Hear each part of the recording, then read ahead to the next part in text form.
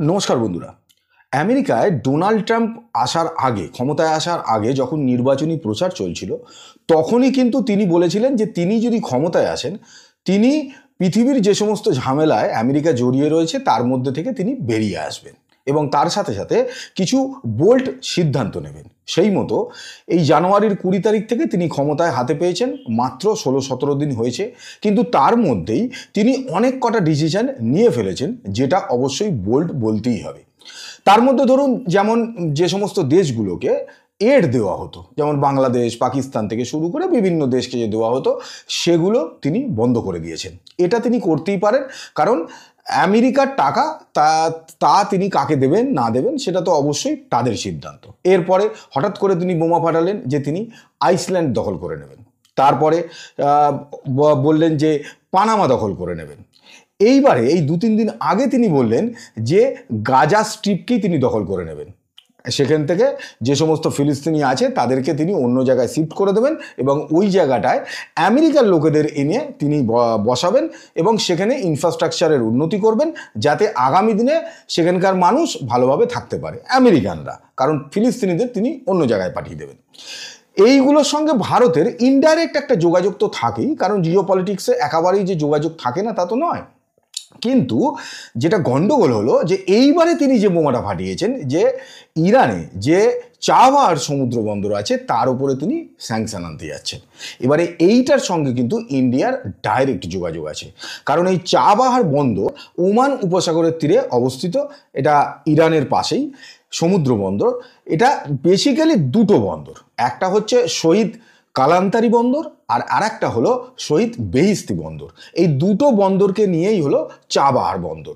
এর মধ্যে এই যে শহীদ বেহিস্তি বন্দর আছে, এরই একটা টার্মিনাল ভারত ইউজ করবে। সেই কারণে বহু বছর ধরেই ভারত এর পেছনে টাকা খরচা করে চলেছে যাতে সেটাকে আপগ্রেড করে দেওয়া যায়। এমনকি এই কয়েকদিন আগে যে আমাদের বাজেট ঘোষণা হলো 2025-26-এর, সেখানেও কিন্তু ভারত প্রত্যেক বছর এই চাবাহার বন্দরের জন্য 100 কোটি টাকা বরাদ্দ করেছে, যে প্রত্যেক বছর এর পেছনে খরচা করা হবে এবং এটা দ্রুততার সঙ্গেই ভারত কমপ্লিট করে নিতে চাইছে। তার কারণ এখান থেকে এটা যদি রেডি হয়ে যায় তাহলে ভারতের ক্ষেত্রে অনেক সুবিধা হবে। 2003 সালেই প্রথমবার ভারত এই বিষয়টা নিয়ে আলোচনা করেছিল ইরানের সঙ্গে, কিন্তু তারপরে আমেরিকা স্যাংশন চাপায় ইরানের ওপর, ফলে তখনকার মতো এটা স্থগিত হয়ে যায়। এরপরে 2015 সালে আমেরিকা পারমাণবিক চুক্তির ভিত্তিতে সেখানে ইরানের ওপর স্যাংশন অনেকটা শিথিল করে। তারপরে ভারত আবার আলোচনা শুরু করে। নরেন্দ্র মোদী 2016 সালে আবার ইরানে যান এবং সেখানে গিয়ে 3টে দেশ মিলে এই চাবাহার সমুদ্রে যে বন্দর তার ভিত্তিতে চুক্তি হয়, ইরান, ইন্ডিয়া এবং আফগানিস্তান। কারণ আফগানিস্তানও চাইছে যে পাকিস্তানকে ডাইভার্ট করে ইন্ডিয়ার সঙ্গে যাতে বিজনেসটা করায়। এবার এই যে বন্দর ভারত তৈরি করছে, তাতে ভারতের 3টে সুবিধা হবে। না হলে কেন সে ইরানে গিয়ে সেখানে টাকা ইনভেস্ট করতে যাবে? 1 নম্বর হলো, এখন যদি ভারতকে ইউরোপে বিজনেস করতে হয়, সেখান দিয়ে জাহাজ নিয়ে যেতে হয়, তাহলে ইয়েমেন থ্রু হয়ে, রেড সি হয়ে, ইসরায়েল হয়ে যেতে হবে ইউরোপে। কিন্তু ইয়েমেনের সঙ্গে ইসরায়েলের একটা ঝামেলা, কারণ ইয়েমেনের যে হুদি সংগঠন আছে তারা বলেছে ইসরায়েলের বাণিজ্য সংক্রান্ত কোনো রকম জাহাজ হলেই তারা অ্যাটাক করবে, এর আগে তারা করেওছে। ফলে এই রুটটা ভারতের জন্য অনেকটা বিপজ্জনক হয়ে যাচ্ছে।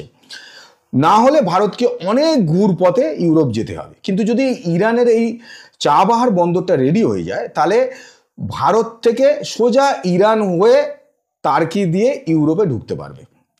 এছাড়াও মিডল ইস্টের বিভিন্ন যে দেশগুলো আছে তাদের সঙ্গেও ভারত বিজনেস করতে পারবে। এমনকি আফগানিস্তানের সঙ্গে এখন বিজনেস করতে গেলে পাকিস্তান মধ্যিখানে এসে যায়, সেই রুটটাকেও কিন্তু ডাইভার্ট করা যাবে এবং এই চাবাহার বন্দর থেকে আফগানিস্তানের সঙ্গেও আমরা বিজনেস করতে পারবো। ফলে যে কটা দেশ এখানে ইনভলভ আছে, মানে ইরান, আফগানিস্তান, ভারত, এই 3টে দেশেরই কিন্তু অর্থনৈতিক অগ্রগতি হবে। 2 নম্বর হলো যে আমেরিকা চাইছে যে ইসরায়েল এই যে রুটটা হবে তার একটা ফায়দা পাক। রেড সি দিয়ে যদি বিজনেসটা হয়। কিন্তু ইন্ডিয়া চাইছে যে ইরানের সঙ্গে একটা ভালো সম্পর্ক, আমাদের বহুদিন ধরেই ইরানের সঙ্গে ভালো সম্পর্ক আছে, এবং মিডল ইস্টের যে সমস্ত মুসলিম দেশগুলো আছে তাদের সঙ্গেও আমাদের একটা কিন্তু সম্পর্ক স্থাপনের চেষ্টা বহুদিন ধরেই প্রধানমন্ত্রী সেটা করে চলেছেন। সেই কারণেই কিন্তু সৌদি আরব, কাতার, ইউএই এই সমস্ত দেশে তিনি ভিজিটও করছেন। এটা গেল 2 নম্বর।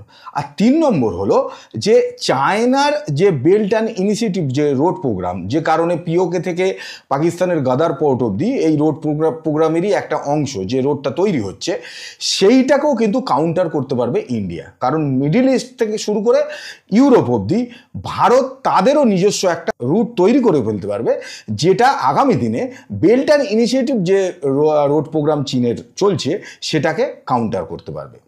এইবারে যদি এই চাবার বন্দরের ওপর আমেরিকার স্যাংশন চলে আসে, তাহলে বিপদটা হলো এতদিন ধরে ভারত যে টাকাটা খরচা করলো সেটা তাহলে জলে যাবে। ফলে স্বাভাবিকভাবেই ভারত কিন্তু সেইটা কোনোভাবেই অ্যালাউ করবে না, সেটাকে অবশ্যই একটা মিউচুয়াল আন্ডারস্ট্যান্ডিংয়ের জায়গায় আসবে আমেরিকার সঙ্গে।